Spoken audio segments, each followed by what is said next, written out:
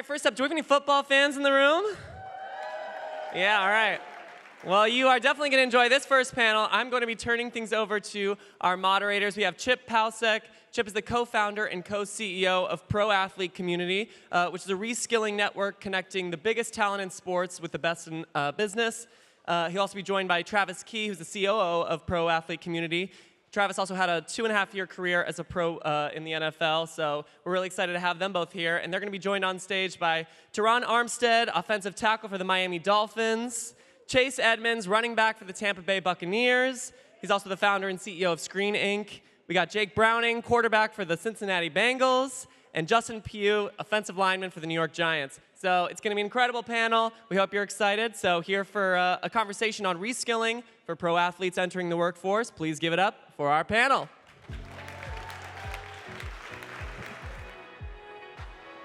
Hello, hello, hello. Hey, everybody.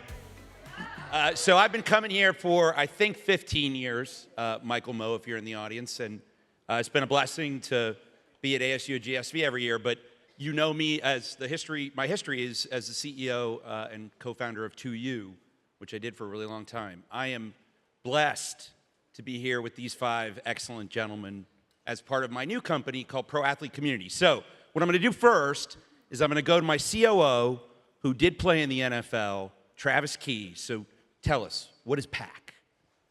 I appreciate it, Chip. So Pro Athlete Community is basically an ecosystem where there's education and mentorship, resources available for professional athletes to help prepare them for life after sport.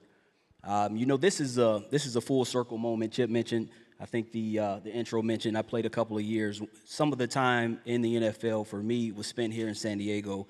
And so there are 2 individuals that I played with who are no longer here with us, right? And you can Google them and read about their stories, but Vincent Jackson and Paul Oliver, right? And so when I think about the work that we're doing here at Pro Athlete Community, we're trying to prevent situations like that from occurring. And there are a number of reasons why situations like that occur, but I would bet that a huge part of that, a huge factor, is the sense of losing identity and community, right? When it's time to go through a significant transition that we as professional athletes eventually have to go through. So we're all about educating, providing resources, providing relationships that are going to help propel men, women from professional sports into their next venture in life. So now that I'm closer to it, grew up a huge fan of the sport, and for the female founders in the room, we will get to women's athletics. But for now, don't worry, we'll get there. We are a startup. I started it 2 years ago. My co-founder's an incredible Michigan State linebacker named Caleb Thornhill. Yeah, there you go, Spartans. Servant leader and someone that did this inside the league for the Miami Dolphins as head of player development. And so it's a blessing for me to get introduced to Caleb, to get into this several years ago while I was still running 2U. And what I would say is, now that I'm closer to it, it is incredibly challenging to do what these men, all 5 of these men, have done. So let's start with a little ball, okay? Let's throw it out there. So first, how long have you been doing this, including you, Tiki? How long were you in the league? Yeah, so I am a Michigan State Spartan as well. So go white, go white. So I was blessed to play 2.5 years after college professionally. It was a long, windy road. I played for 5 teams in 2.5 years. 5 teams, traveling all over the country. Justin Pugh. I played at Syracuse University. Yeah, baby. A little bit. Thank you. I got one. Both my boys at Syracuse. Hey, the few, the proud. Go Orange. I played for the New York Giants for 5 years. I then left and went to the Arizona Cardinals for 5 years, and I just went back this last year. Okay, Cardinals fans. And this last year, I went back to the New York Giants. Jake Browning. Went to University of Washington up in Seattle. There we go. Played for Minnesota Vikings for 2 years on practice squads. And then just finished up my 3rd year at Cincinnati, so going into my 6th year overall. Chase Edmonds, came from Fordham University in the Bronx. Any Rams? There we go. I'm going into my 7th year. I did 4 years at the Arizona Cardinals, and then did a short stint with Miami and Denver, and I'm going back on my 2nd year back with Tampa Bay Buccaneers. and the best starting left tackle in the NFL, Terron Armstead. Terron Armstead, left tackle for the Miami Dolphins. I went to the University of Arkansas at Pine Bluff. I don't expect to. Okay, here we go. Well received. Well received. I'm going into my 12th year in the NFL. I did 9 years with the New Orleans Saints. Oh yeah. Oh, I'm comfortable now. I was nervous at first. I'm comfortable now. I see y'all. I see y'all. And going into my 3rd year with the Dolphins. Glad to be here. Okay, so let's talk about off the field, which is what PAC's all about. So, Jake, I'm going to start with you. So, by the way, all 4 of these men, actually 5, all 5 of these men are founders. And as a fellow founder, I so appreciate the journey of whether it be starting your foundation or starting a company. So let's talk about what you've been doing off the field, Jake. And by the way, you killed it on the field this year. Yeah, it was nice to finally play. Yeah, so my, I guess, founder journey started, would be 5 years ago. A big part of my career is, when I walk out on the stage, I'm not really big. I don't really stand out as an NFL player, so a big part of my success up to this point has been skill development. And so finding a way to give back to middle school and high school kids, to have that experience of working really hard at something and seeing the improvement in yourself. So whether that creates a scholarship opportunity going forward or that experience is something you can take from football and apply to whatever you decide to do after you're done playing. I think that was a big part of my journey and a big source of pride for me that, I was able to stick with something for a long time without, playing. I didn't play on a Sunday for 5 straight years. And so there's a lot of pride that comes with that and hoping to create something that would let younger kids have that same experience. Well, let's pick that apart a little bit more. So you're now in the process of really launching an ed tech company, and we're at a huge ed tech conference. Yeah, not quite at the scale of some of the things here, but yeah, so the idea would be, a big part of skill development in the high school football and quarterback specifically is going to camps. And so, for me, I was very fortunate. Random enough, my high school coach actually is now the head coach at Stanford for football. And so one of the best things that happened to me was just randomly being born. My parents decided to move to Folsom, California, and just so happened to get access to really good information, really good feedback at an early age. And so the idea would be removing some geographical barriers to that. So if you're a football player right now, you pretty much train with whoever your local guy is. So if you're a quarterback and you live in Chicago, there's probably 3 or 4 coaches in Chicago, and those are the guys that you work with. And so taking coaches online to where if you're a kid in Chicago and you're a quarterback and there's a coach that, say you need to get a stronger arm. That was always my thing. Say there's a coach that does that in Orange County. Being able to connect those two and get that kid access to information and feedback from the coach that addresses the needs that he needs. Love it. Okay, so let's switch gears. So T-Stead, let's talk about the kids. Let's talk about what you're doing with your foundation. I mean, you're a man of many talents, and you have a lot going on off the field, which is part of why you're such a blessing for PAC. But let's start talking about the Terron Armstead Foundation. So I started the Terron Armstead Foundation my 2nd year in the NFL, so now I'm going into its 11th year of existence. Honestly speaking, and I'm going to be very transparent during my time speaking here, and why PAC is so impactful for me, my foundation has been completely bootstrapped for its lifespan. And it's been a challenge to open doors for the kids and the reason that the foundation is created. So I have a community center that it's a 40,000 square foot center in Cahokia, Illinois, my hometown, East St. Louis, Illinois. Oh my God, got people from all over. I love it, I love it.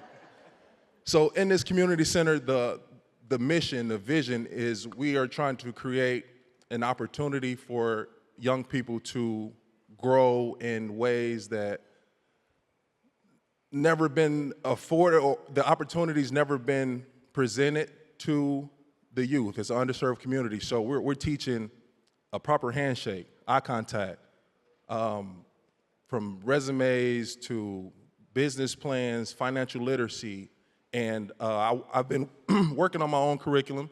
It's called IAB, I'm a Business. And in this curriculum, partnering with Microsoft and other companies close by, we are taking these young, untapped minds and putting them in, introducing them to industries from AI to STEAM and whatever. We had our first program at IAB ended last year where we had 15 participants create business plans, and they all made lemonade stands. And at the end, they had to present, do a full pitch, and we had a Shark Tank type situation for it.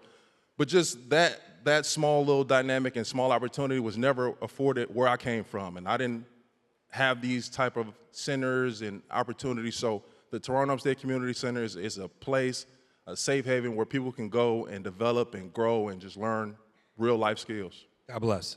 We'll come back to you in a bit. So, yeah, right? Please. Chase. So, Winda, I met you 3 years ago, right, Chase? Is it 3 years ago? 2 years ago. 2 years ago. Yeah. All right, so you had a vision for an idea, and at the time it was a vision. Talk about what's happened in that 2 years. Yeah, so about 2 years ago, I first met Chip. We were at PAC Business Combine, and I think, Pugh, you were there when we were at the Miami Innovation Center. And at the time, everybody was kind of going through why they were at PAC, and most NFL guys, I myself included, were saying, I want to learn more about real estate. I want to learn more about entrepreneurship. And as these guys are, saying why they're there, I had always had this idea in my head that I had been exploring through friends and families, and, I would write it down and such. And, it was just an idea at the time, kind of a concept. And I remember getting the mic, and I was like, you know what, I'm going to just go for it. So I ended up telling this pitch about this idea that I have where, I wanted to change basically the nightlife market. At the time, it was the nightlife market. And Chip, I remember being done with it, and Chip ends up saying, Chase, that's actually not a bad idea. You have a chicken and an egg where you have kind of two marketplaces where you can actually get revenue off of. And that started a long journey for me to where now I bootstrapped my own app and, the development for it. And I started out with a team of 2, me and a childhood best friend. I'm at a team of 6 now. I plan on doing a soft launch for it in about 2-3 months. I got a product manager that I extensively talk to every single day. And, just to be able to go through that experience of entrepreneurship, I tell Chip all the time, anytime I can, that little bit of confidence or that little bit of feedback that he instilled in me, really pushed me to take a leap of faith. I was still a football player. It's unheard of to be an NFL football player, that being your main profession, and you want to do something on the side, or you want to, go after a passion on the side. It's kind of frowned upon when you talk about organizationally speaking of. And Chip installed that confidence in me that just allowed me to bootstrap my own company, my own app, and now to even think that I have a team of 6 where I meet with every single week about how we're going to roll out our phase 1, phase 2, how we want to scale with our financial revenue model. It's been such a blessing. Well, I love having this community of people around you from the. Go ahead, T-Stead. Yeah, real quick. Me and Chase Edmonds, we signed to the Dolphins in 2021, and we probably were there for 3 weeks. When one day we sat down in the cafeteria at the Dolphins facility, and Chase told us his idea of changing the nightlife and his plan and the whole grand scheme. But it's incredible to see that you actually went in from that conversation in the cafeteria, that you've actually went in and created what you've created with that team. That's incredible. I would echo off that too. I think a big part of PAC is everybody's got ideas, but our day to day is go get better at football, because that's how we pay our bills. And so going to something like PAC, being surrounded by people that are in business and have had success in business, I think that's a big part of seeing these ideas all the way through and getting that confidence to step outside of football in that realm. I mean, I know for myself, it's been a big accelerator to see it all the way through, or even take those steps to see any part of progress. I don't think that would have happened without PAC. No, I love it. Well, thank you. But, it's amazing, Jake. For Justin, I can tell you that I have learned a ton from you at PAC, and I would say, as CEO, no matter how big the company, you've always got to be learning. And we're at a conference right now that's all about human development. And I think about the bevy of activity that you've got going on now while you are still playing. And you and T-Stead, you guys, same draft class, right? So how many years? 11 years? 11 going on 12. 11 going on 12. So just give us the rundown. And by the way, I also want you to tell everybody what you did last week. I'll let Justin do that. I guess they let me speak because I'm the old man in the room. I was at the first PAC event we ever did in 2018 in New York City when we had no idea what this was. And one guy from every team got invited. We came back to our lockers, and there was a key sitting on our locker. There was no name. It just said Pro Athlete Community. We didn't know who it was from. I was in New York. Caleb was in Miami at the time, and it was just this kind of shock and awe factor. And Caleb's my co-founder, by the way. I'll explain that. But yeah, sorry. No problem. So we later find out that, hey, you've been selected to come to this event. We're going to talk about networking. We're going to talk about negotiation. And I had no idea what I wanted to do with my life. I was first getting introduced to the business of football. The New York Giants said, hey, you've been a starter for 5 years. I thought I was going to get paid, be a New York Giant for life. Thought I was going to be Eli Manning. Didn't work out. And the GM basically told me, like, hey, you're too small to play offensive line. Like, we play the same position. And people look at me and they're like, what do you do? And so the New York Giants, they shipped me on my way, went out to Arizona. But that offseason, I went to PAC, and they lit that fire in my stomach. They lit that fire in, like, you aren't just a football player. What are you passionate about? What do you want to do? And that started me on this journey. And I thought I wanted to do real estate. Jason, you know, a lot of guys come to PAC for that passive income. How am I going to pay my bills once I'm done playing football? And tax-sheltered income through rent and real estate is something I think everyone in this room, you think about. We never learned the value of the dollar. I was drafted in the first round, and I was given a check for $5 million, and they're like, all of a sudden my lifestyle jumps up to that. So you have cash flow. Sorry, I got to use the mic. We didn't get a cat. That's all good. Your cash flow jumps up, and then your lifestyle jumps up. And then we have no skill sets once we're done, but we still have this lifestyle, and that's how all of us go broke. 78%. I think it might be a little bit out there, but 78% of NFL guys go broke. That means 3 of us on stage right now are going broke. That's a stat that I can't live with that. Stat. By the way, just FYI, they're not going broke. But you go to a place like PAC and you start to learn, you start to bounce ideas off of. When I was in New York with the Giants, you couldn't talk about business. It was football, or you were getting cut. So going to PAC and really having that experience of what life is like, went into the real estate space. Now I started a business called Athlete Podcast Network, where we help athletes grow their brand through social media, podcasting, but also just through building an audience. And I didn't think I was going to do that. This was 4 years of doing real estate to give it all up to go pursue this passion. But I met my partner at PAC in that first event, so I am a representation of what this is all about. Man. And so just, I teased it. So where were you guys last week?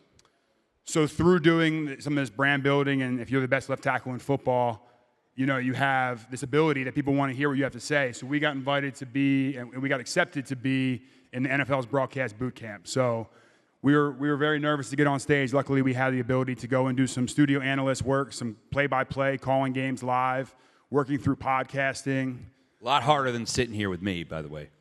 That's a hard job. They'd be in my ear right now and say, Justin, stop talking. You got 10 seconds. We got to get back to the play. So no one's cutting me off right now. I can talk for another 15 minutes. But that's what we were doing last week, and that's the power of building that brand. Because once that you walk off that field, you don't have that NFL logo. What do you do next? And that's where a lot of guys get in trouble.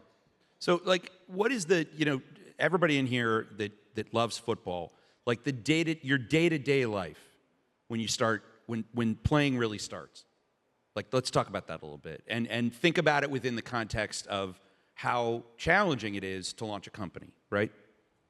Yeah, I would say like the whole month of August, we're pretty much out of commission. I think 6 days a week. They legally have to give us 1 day off a week. And you're pretty much there I think they have to cap it at 12-hour days. So we're there for 11 hours and 59 minutes. And then once the season starts, you're there at 7 a.m. doing a lift, and you got meetings, walkthrough, meetings, practice, and you're basically there until 6 p.m. So it's pretty tough to really get anything going while playing. So that's where the off seasons come in.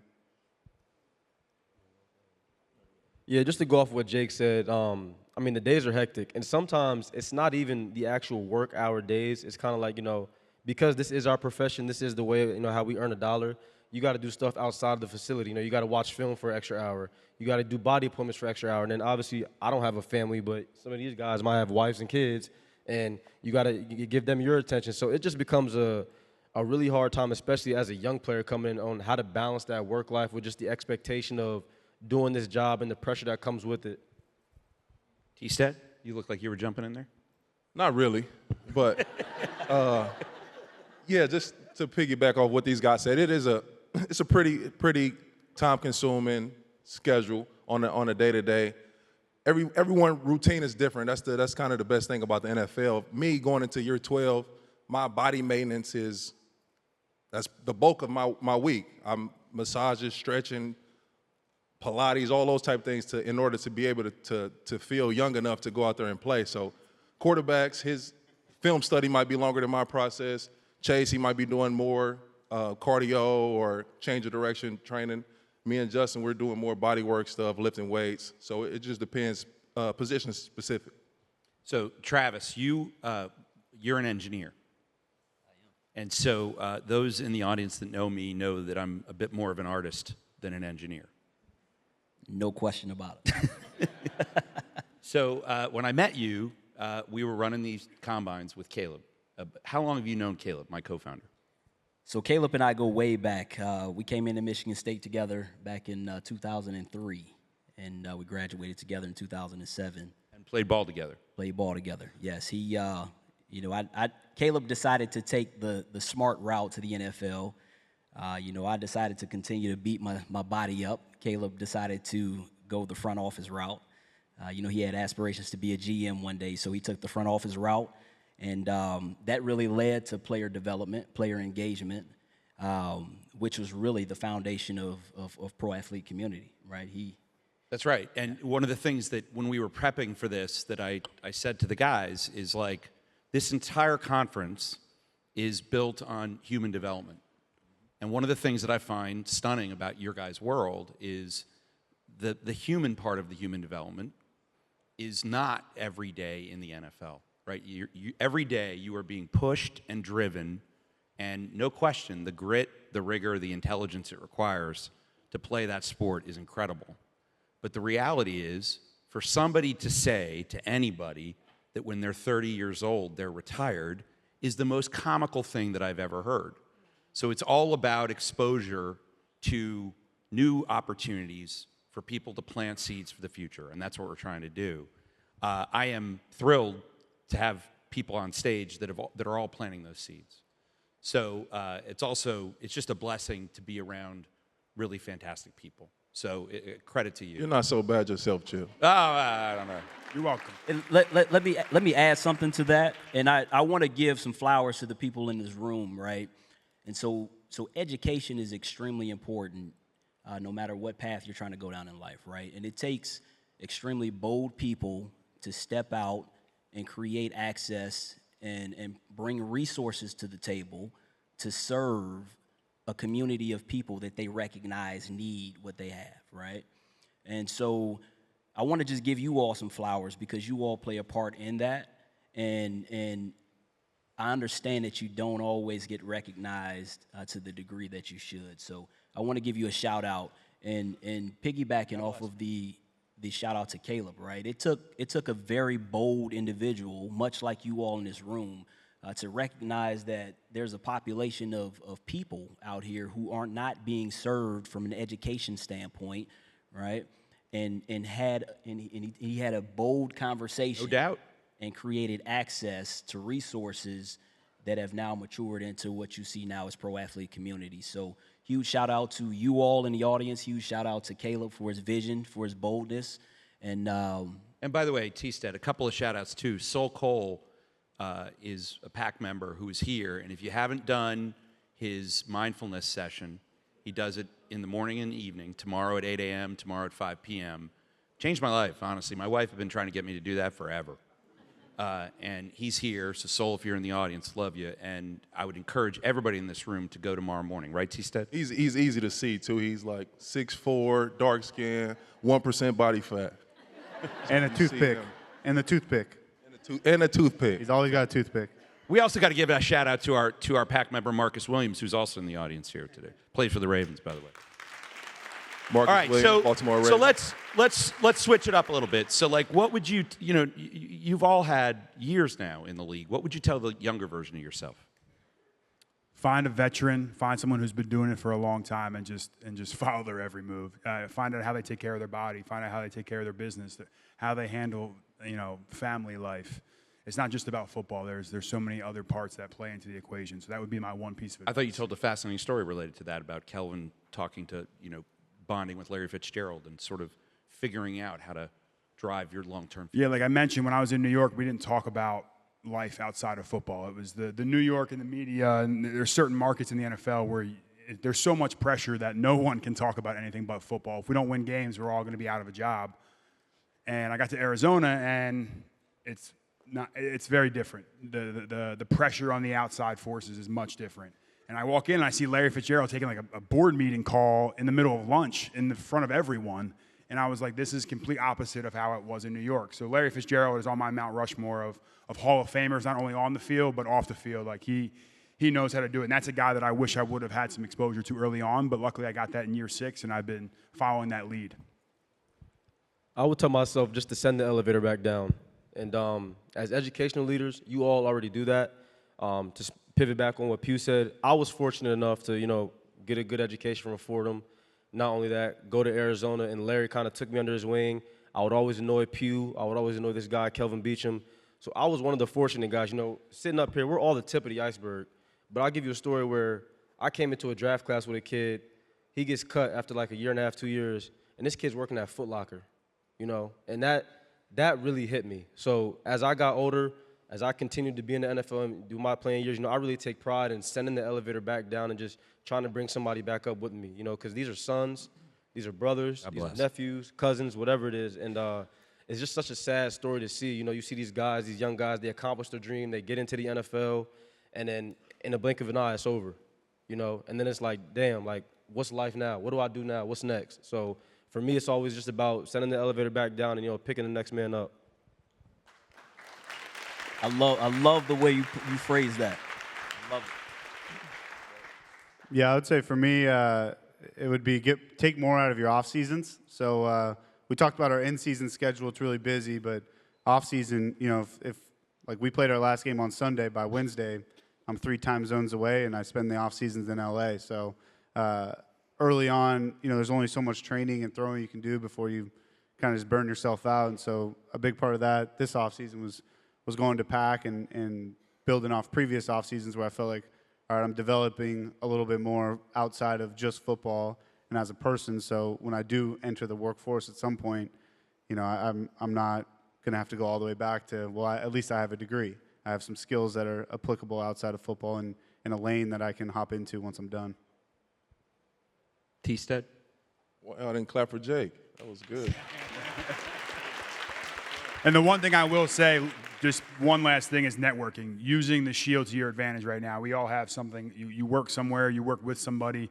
It's leveraging those relationships in your life and the people that are close to you. Like, that's why I went back to the New York Giants this last year. It's like when you fly next to that logo, it opens up a whole lot of doors, and a lot more people answer your texts. And as sad as that is, answer your texts and emails when you're an active NFL player. Because I've seen when you're not an active NFL player and how those texts don't get answered, and those people aren't in your DMs because you're not giving them tickets to the game or you're not helping pay for something. And that's how a lot of guys get in trouble, from the goodness of their hearts, trying to give back to the communities. You've heard some stories here tonight about how great some of these guys are. That's where we get in trouble, because you try to do too much. You try to take care of too many people, and then all of a sudden when you need the help, it's not reciprocated. So that's a big factor. So And by the way, how old is your baby? My daughter's 3 months. 3 months. And he's still here, so thank you. Tiki, what about you? You tell your young self. I would tell myself to enjoy the moment. Enjoy the moment. I think I was talking to Jake yesterday about some of this. I sped through my time in the NFL. I wasn't really present. I was so focused on ball and trying to earn a spot and trying to make a way that I didn't enjoy the opportunities that existed from a relationship standpoint. Right? I played for 5 teams in 2.5 years, and on every single team, there were Hall of Famers in the locker room that I don't have a relationship with, right? Because I didn't take the time to really be present. And honestly, that's a lesson for us all, right? Regardless of what path you're traveling down, what company you work for, where you live, you know, take some time. And if you go to Soul Cole in the morning, he'll remind you of this. Take some time to just take inventory, evaluate where you're at, identify what's important, and be present.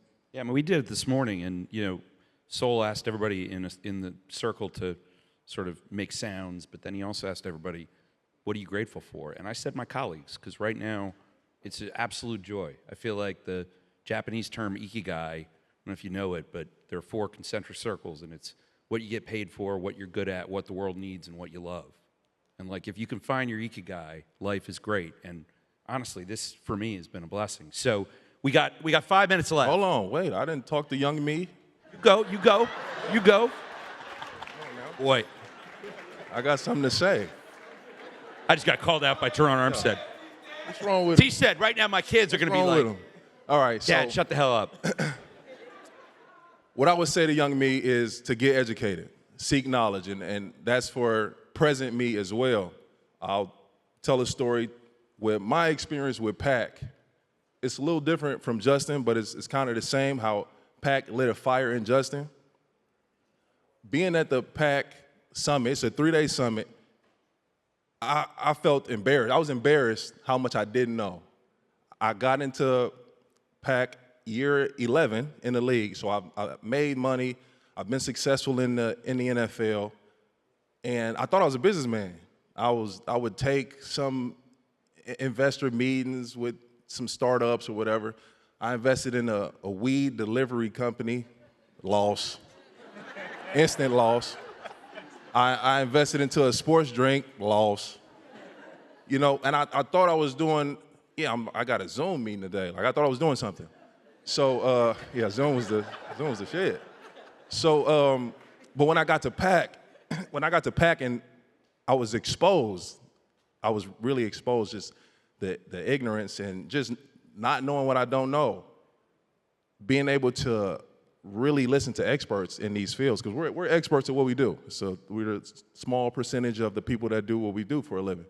So you guys are experts in what you do. So listening to the experts in real estate, commercial, multifamily, listening to the experts in tech, listening to, and not only just sitting and being in the audience and listening, the follow-up, that's the beauty of what Pac brings. It's the true connection to get on the phone with these people, to email, and Chip, Trav, KT, they would push us to follow up, go to lunch, go to dinner. And I did it. I ate with everybody. Everybody that I met at Pac, we went to lunch, we went to dinner. And the fire that was ignited in me, I started to just know exactly where I needed to find this education. I needed to seek this knowledge and to improve, to develop, to grow every single day. And I'm doing it now. And from the last year and a half, 2 years, I'm a better me, just from that Pac exposure. Please, go.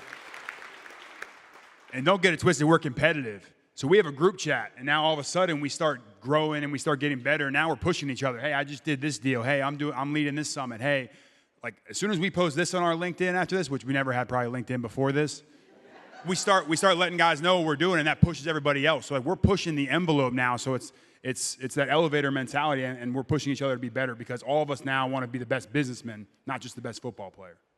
I think it's a huge thing, a resource to have too, where, you know, I think we have some PAC member that he wants to own a zoo of exotic animals. And so who's the first person he calls? Chip. And Chip, probably, I don't know how the conversation went, but it was probably something along the lines of, okay, that's not ed tech, but let me see if I know anybody. What the hell does Chip know about that? Yeah, hopefully not a lot. But I think it's a huge resource to know. I can call Chip and say, hey, you know, I'm looking at some real estate deal. You know, you may not know the real estate multifamily, but, you know, there's no skin in the game for him. He's going to find a resource for me to get on the phone with someone that's an expert and getting access to those experts through Chip, Travis, and through Pac, I think is one thing that prevents NFL players from going broke is I'm looking at some deal, I'm like, yeah, this looks great. I got FOMO. I'm going to miss out on this deal. And, we're all, a little delusional because we're the 1% that did make it to the NFL. And so looking at some deal, it's like, yeah, this is going to be the next Uber. It's like, well, what the hell do I know if this is going to be the next Uber or not? And so sending it to someone who does have that background to say, okay, here's the questions to ask and, some things you want to know before you invest. Well, I think your ability to keep learning, I mean, I can't state it enough, particularly under the circumstances it takes to be a pro athlete. And, as I mentioned, we're starting with the NFL, and God bless, it's doing really well. But we do think this is all professional sports, keep learning. And so why don't we, I'm not going to make you do your rap, by the way, right? I don't rap for free anyway. Business, baby. A better businessman. So why don't we close out the panel with your personal hashtag? What's your personal hashtag? Grateful. Come back to me. She's dead. Yeah, I didn't prep you for this one. We don't really use hashtags no more, Chip. That is actually how we will end the panel. Got emojis. Emojis So once are more again, expressive. And I clearly, by the way, am the old guy of Pac. But thank you for calling it out to the entire world, T-Stead. I really appreciate that. Please, everyone, give an incredibly warm round of applause to these men. Now, one shout out. You heard we got multiple founders here. So venture capitalists, people that work with foundations, they're here. So bring it on. Great. Thank you, everybody. Blessing.